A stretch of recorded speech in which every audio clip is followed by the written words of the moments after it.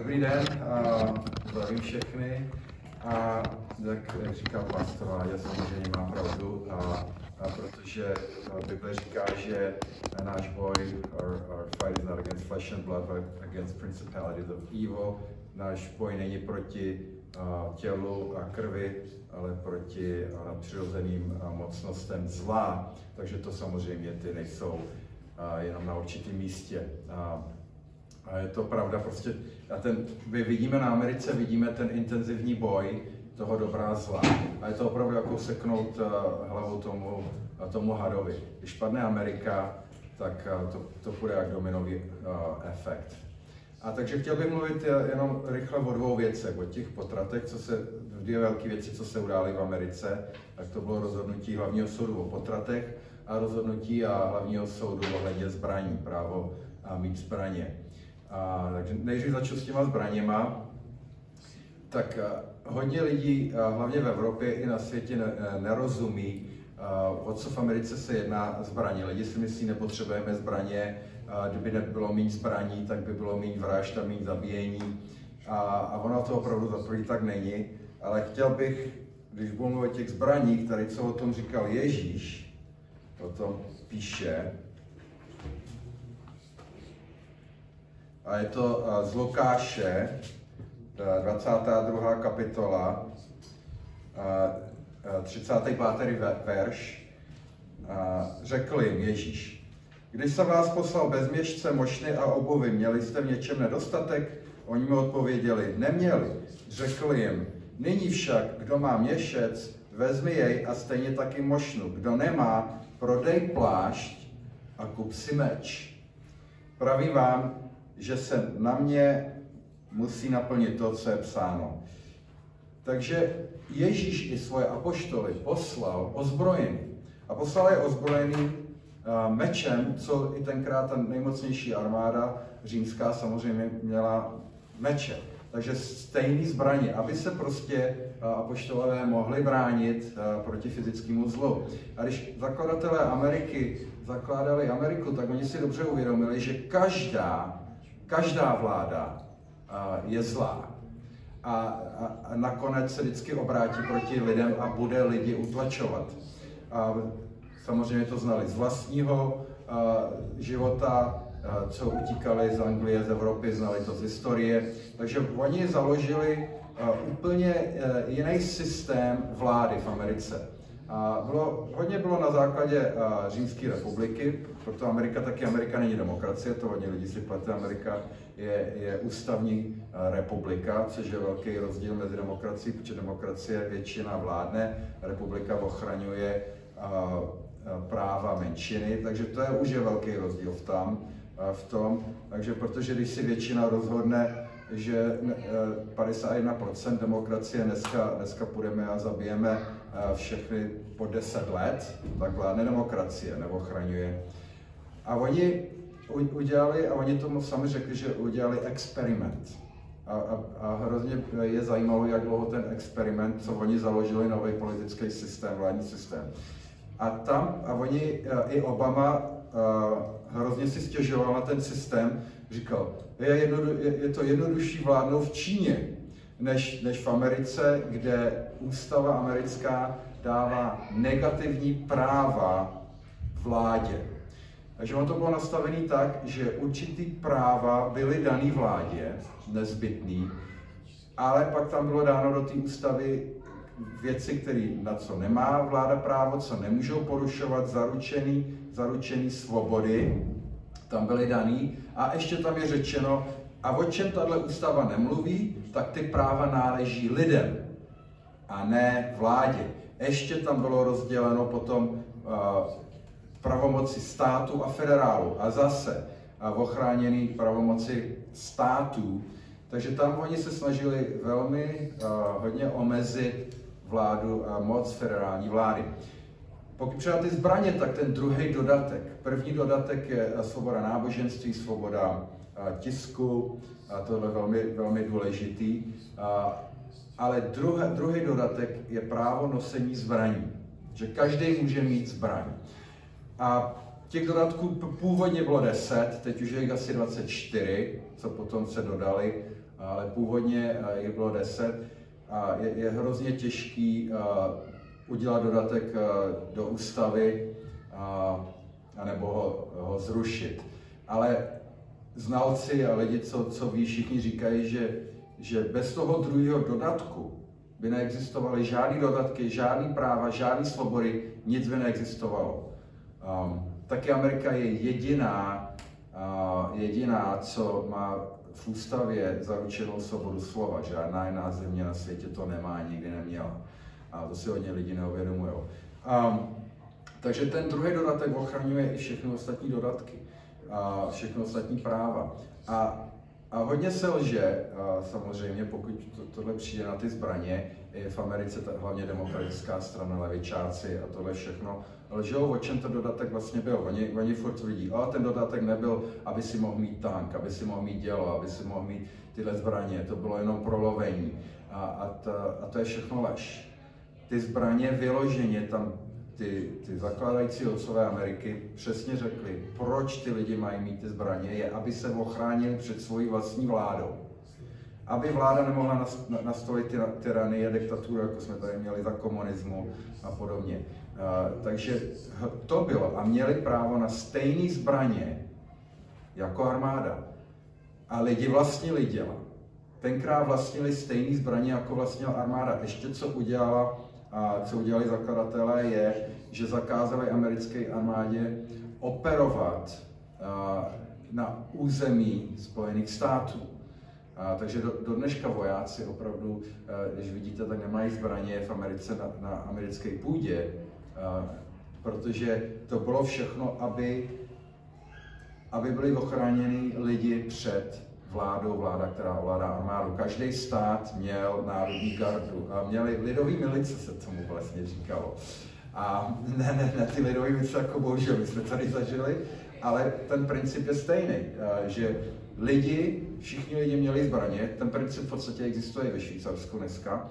Lidi měli zbraně a guvernér, když potřeboval, tak povolal lidi a přišli se zbraněma, a co bylo třeba vyřídit nebo zařídit. Takže ne na lovení a ne jenom nějaký vidle nebo jednoranné pušky nebo cokoliv, prostě úplně plný zbraně. Tohle se potom změnilo 1914 nebo 17, oni tohle změnili a vytvořili Národní gardu.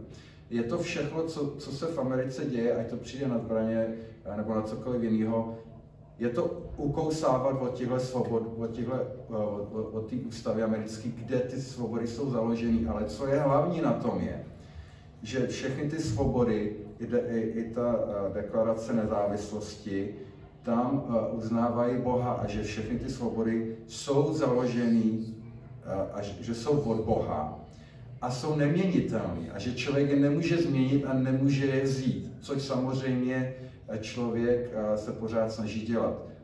Komunisti poručíme větru deště, komunisti mění morálku, a jedno, jestli jsou to komunisti, piráti, socialisti, jak si říkají, prostě člověk se být sám sobě Bohem. A oni tohle, jak to bylo založené, ta Amerika, oni se ani nemohli dohodnout. A Benjamin Franklin řekl, když se dohadovali na té ústavě a na všem, jedno nám chybí, my jsme se zapomněli pomodlit.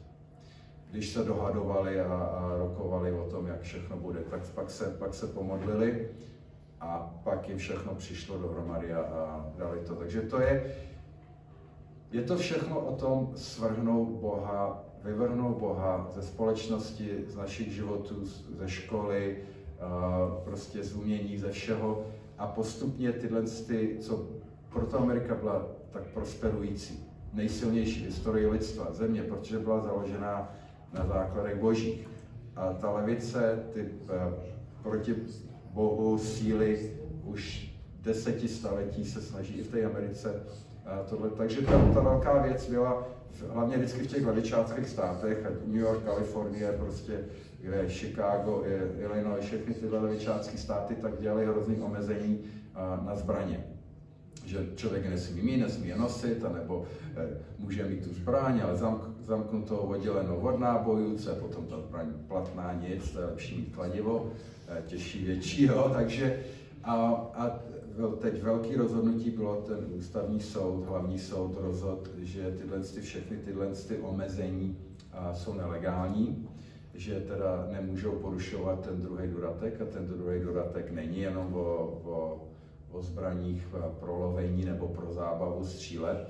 Takže to se stala velká věc, což jako bylo jasný, ale teď tenhle poslední soud to teď rozhodl, a takže hodně těchto zákonů v New Yorku a v Kalifornii a tohle teď padá. Ale samozřejmě oni zase se budou snažit jiným způsobem omezit, aby lidi měli zbraně, protože je to vždycky ten stejný co komunisti první, co bylo, převzali tisk, sebrali zbraně. Hitler, tisk, zbraně, vždycky je to o tom slově a o těch zbraních, a pak vás můžou ovládat. To střílení všechno, ano, je to, co se teď v Americe děje, to střílení, a je toho hodně, že už i člověk zapomíná zase další a kolik lidí zastřeleno a tohle z toho, ale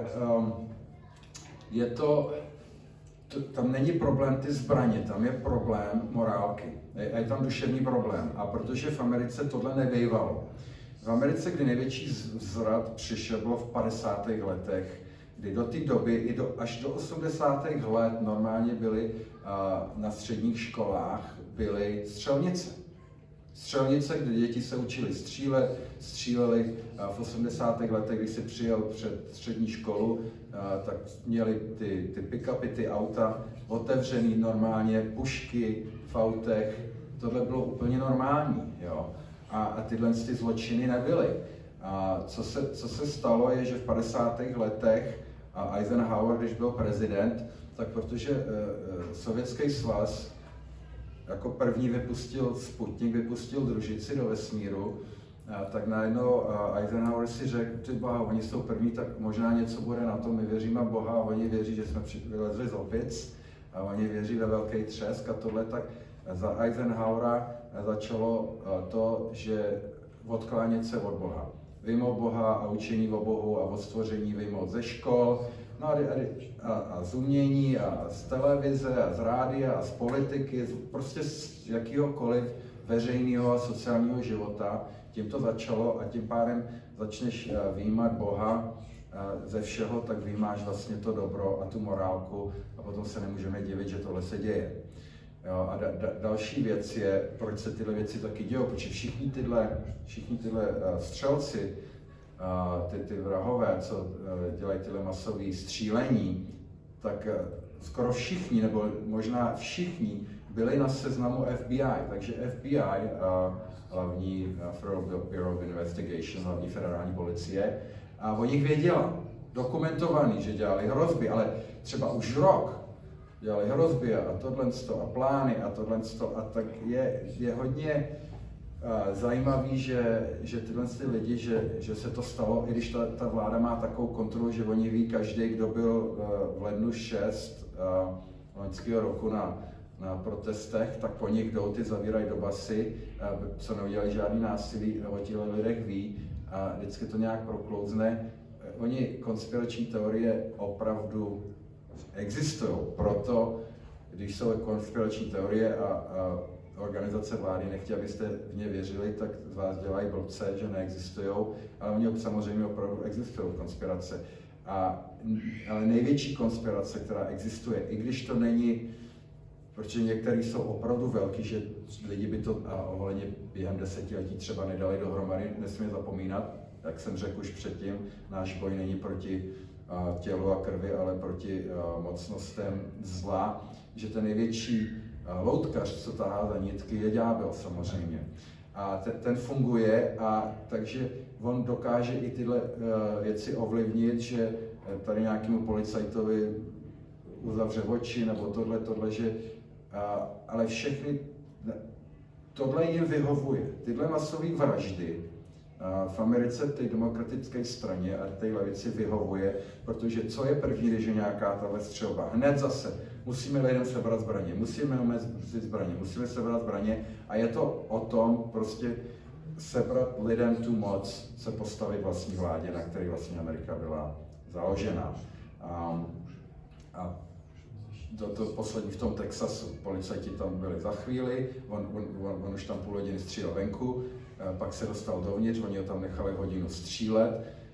Je plno nezodpovědných otázek, jako, a lidi, co tam chtěli jít dovnitř, tak policajti místo, aby šli a zastřelili toho střelce, tak zatýkali lidi, rodiče venku, co chtěli jít do školy, zachránit svoje děti. Úplně všechno prostě postavené na hlavu. Jo.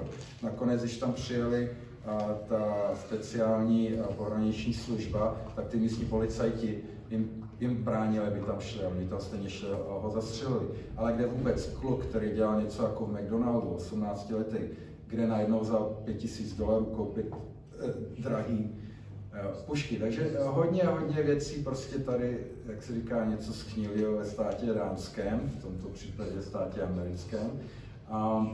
Ale je to všechno o té kontrole. Je to opravdu všechno o tom, když začneme číst Daniela, začneme číst vidění svatého Jana. Je to o té, co přijde ten antikrist a bude mít tu absolutní kontrolu, a o tom to je, co všechno teď se připravuje, ten velký reset, a musí se sebrat zbraně. A ohledně těch potratů, to je to samé v té ústavě a v té deklaraci nezávislosti, že každý má nárok na život, svobodu a možnost si udělat štěstí. Right to life, happiness, and right to life, liberty and pursuit of happiness. To znamená, ne, že máš právo na to být šťastný, ale že můžeš mít možnosti, aby si, ale to první je právo na život. Právo na život. Jo. A v roce 1973 bylo velké rozhodnutí hlavního soudu, jmenuje se to Roe versus Wade, takže Roe proti Wade. Roe bylo vymyšlené jméno ženský, která chtěla mít potrat. A tohle, proč v Americe byly potraty zakázané. No a tohle z toho rozhodnutí, což bylo úplně, vycucali si to vyloženě z prstu, bylo 9 těch hlavních soudců a 7 najednou vytvořilo právo na to, že ženská může zavraždit svoje dítě. Říká se tomu potraty, já tomu říkám tak, jak to je. V Americe se říká právo si vybrat, a my to rozdělili na právo right to choose, právo si vybrat co, že může jí zavraždit dítě, a právo na život. Ale opravdu to nazýváme věcmi, jaký jsou. Je to prostě zabití, je to vražda toho nejnevinnějšího tvora bezbranného. Byly výmluvy, že není to život, není to člověk, je to jenom nějaký buňky a nějaký kus masa. Dneska dnešní technologií samozřejmě víme, že to není pravda, že ten život už když máme ultrazvuk 3D a už víme dneska, že hodně brzo už to malé dítě už cítí bolest, když jsou potraty, když tam strkají ty železa a snaží se, tak to dítě se snaží uhnout tomu, utéct od toho. Takže, ale oni teda vytvořili tohle právo, podle jiných dodatků absolutně nesmyslný v roce 73. A od té doby prostě v Americe byly potraty legální, ale legální až do doby porodu. Takže když už to dítě se rodilo, už bylo v tom rodícím kanálu ty ženy, tak ještě pořád ho mohli zabít. Jo, úplně takovýhle barbarský. A teď jeden stát, teď nevím, jestli to bylo Kentucky nebo Mississippi nebo který, tak ten udělal zákon, státní zákon, že po 15 týdnech těhotenství nemůžou už ženy mít potrat, jenom v případě ohrožení života a nějaký takový tam bylo. No a tak to samozřejmě to šlo k soudu a k tomuhle hlavnímu soudu. A to je, kde ten soud ani nerozhodl na tohle.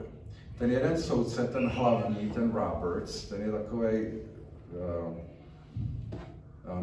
na půl bolševik, ale on byl tam daný za mladšího Bushe, co měl být konzervativní, tak ten chtěl jenom udělat rozhodnutí na základě ty žaloby, že teda těch 15 týdnů, že může být legální, že po 15 týdnech už potrat nemůže být. Ale ty ostatní 4 ty úplně zrušili celý ten zákon z toho 73. roku, to rozhodnutí, protože řekli, že to bylo absolutně nelegální rozhodnutí, protiústavní, což i věděli i ta jedna velmi levicová, co byla na hlavním soudě, ta Ruth Bader Ginsburg, co umřela asi 2 roky, co byla ohromná levičačka, ta i sama řekla, že to rozhodnutí ze 73. Roe versus Wade, že legálně to prostě doesn't hold water, legálně to neobstojí. Kdyby to někdo někdy proti tomu podal žalobu.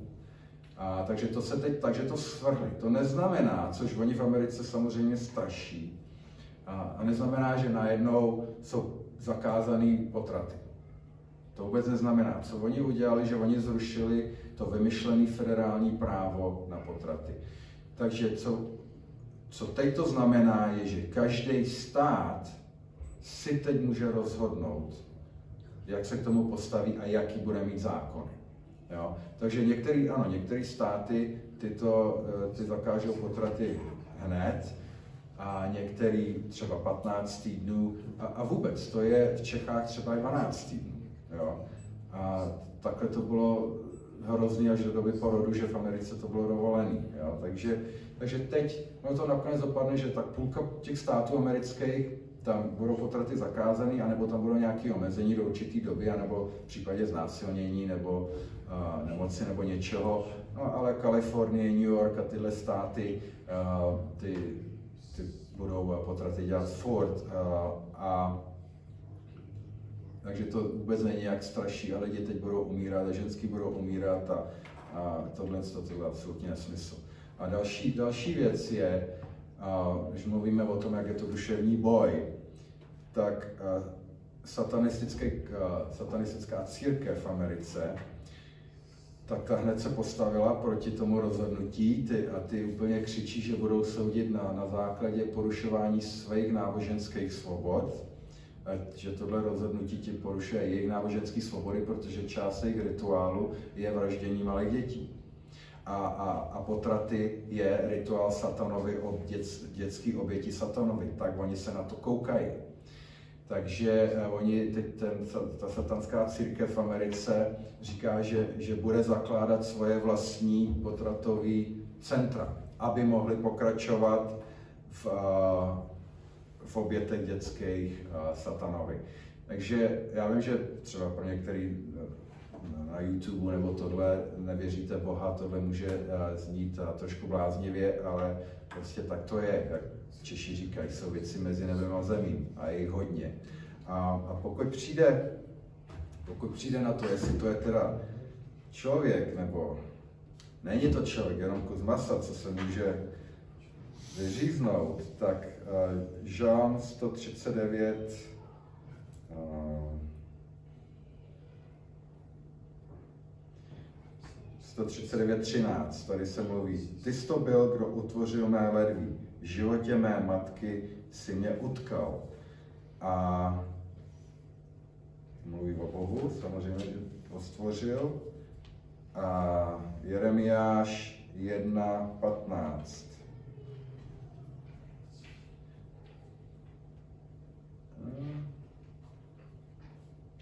Honey, 1:15. I knew you in the womb. What? I knew you in the womb. Yeah, I knew you in the womb. Znal jsem tě už v lůně. Prostě Bůh jasně říká, že je to on dává život a prostě už v tom mladším řeši je to život a nezabiješ. Některé překlady podle mě to říkají správně, že nezavraždíš, protože samozřejmě zabít a za určitých okolností člověk může, má povolenou od Boha, ale vraždit ne.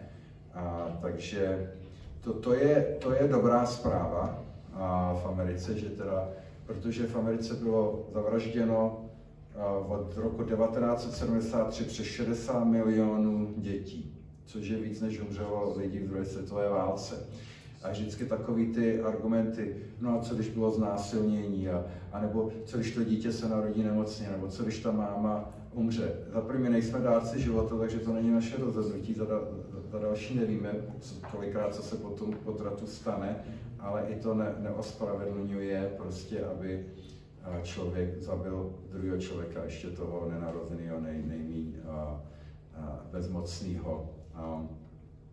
Takže tohle bylo rozhodnutí pro život, takže tam ten boj mezi dobrem a zlem v Americe je teď velmi intenzivní a je to ten život, ty zbraně a teď svoboda slova, tam je to na další debatu. Samozřejmě, že se to nebeskému otci nelíbí, když jeho stvoření je zabitý než na možnost. Jeremiáš 1:5, ne 1:15, moje žena by to špatně napsala. Takže já moc děkuji Martinovi.